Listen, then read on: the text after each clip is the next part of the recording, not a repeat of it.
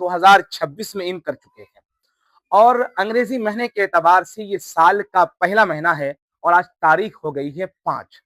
तो हमने सोचा कि क्यों ना 2026 में एक ऐसा चीज किया जाए कि वो लोग जिसे इस्लामी तालीम जो बेसिक चीजें वो मालूम ना हो, तो क्यों ना सोशल मीडिया के जरिए उन तक ये बातें पहुंचाई जाए। इसलिए हमारा इस चैनल बनाने का मोटिव भी यही था और इस चैनल पे हमारा ये फर्स्ट वीडियो है। और दूसरी चीज ये है कि इस चैनल पे मेरा उर्दू का क्लास भी चलेगा और बेसिक से लेके एडवांस तक इंशाअल्लाह उर्दू में इसी चैनल पे पढ़ाऊंगा। और वो मसाइल जिनका जानना लोगों के लिए, खा वो मर्द हो या औरत हो, उनका जानना बेहद जरूरी है, वो मसाइल, वो तमाम के तमाम मसाइल आपको इस चैनल पे जरूर मिलेगा।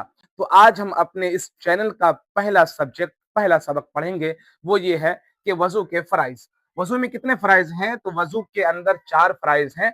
नंबर 1, चेहरा धोना 1 बार। चेहरा धोने की हद कहां से कहां तक है? तो उसकी हद ये है कि ये पेशानी के बाल से लेके हम ठुड्डी के नीचे तक और एक कान की लौ से दूसरे कान की लौ तक ये पूरा हिस्सा जो है ये चेहरा कहलाता है और इसको पूरा धोना है।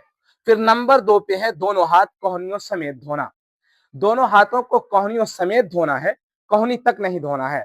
बसा औकात देखा गया कि जिसे वजू के फराइज नहीं मालूम है वो वजू करते हुए जल्दबाजी में हाथों को कोहनी तक ही धोता है। लेकिन नहीं, अगर आप हाथों को कोहनी तक धो रहे हैं तो आपका वजू नहीं होगा, इसलिए कि आपने फराइज को छोड़ा है। इसलिए कोहनी आपको पूरे कोहनी समेत दोनों हाथों को धोना है, यानी कोहनी जो है वो धुलने में शामिल होगा। नंबर 3 है चौथाई सर का मसाज करना। 4 उंगली है, इसे सर के किसी भी हिस्सा पे रखें तो जो हिस्सा होगा उस पर आपको मसाज करना है। मिसाल के तौर पे लेकिन सुन्नत तरीका ये है कि मसाज इस तरीके से किया जाए कि ये इस तरीके से लिया जाए और ऐसे मसाज किया जाए और फिर ये पीछे वाला हिस्सा को गर्दन पे माला जाए और फिर उंगली जो बचा इसे इस पे लेके और फिर इसे, ये सुन्नत तरीका है। किसी ने चौथाई हिस्सा का भी मसाज कर लिया तो उसका वजू हो जाएगा। नंबर 4 है दोनों पैरों को टखनों समेत धोना। टखनों तक नहीं धोना है बल्कि दोनों पैर को टखनों समेत धोना है। अगर इन चारों चीजों में से किसी एक चीज को हमने छोड़ दिया तो हमारा वजू नहीं होगा, हमें फिर से वजू करना होगा। तो आज का हमारा पहला सबक था वजू के फराइज के बारे में और जो हमने अभी आपको पढ़ाया, और उम्मीद है कि आप लोगों को समझ में आया होगा।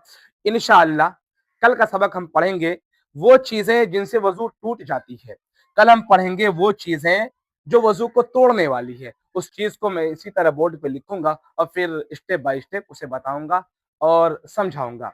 तो इसलिए आप तमाम दोस्त जो दिलचस्पी रखते हैं कि इस्लामी तालीम हम भी सीखें, वो हमारे इस चैनल को सब्सक्राइब करें और सपोर्ट करें। और इंशाअल्लाह उर्दू की तालीम भी इस पर दी जाएगी, बेसिक से लेकर एडवांस तक। आज के लिए बस इतना ही। अस्सलाम वालेकुम वरहमतुल्लाहि व बरकातहू।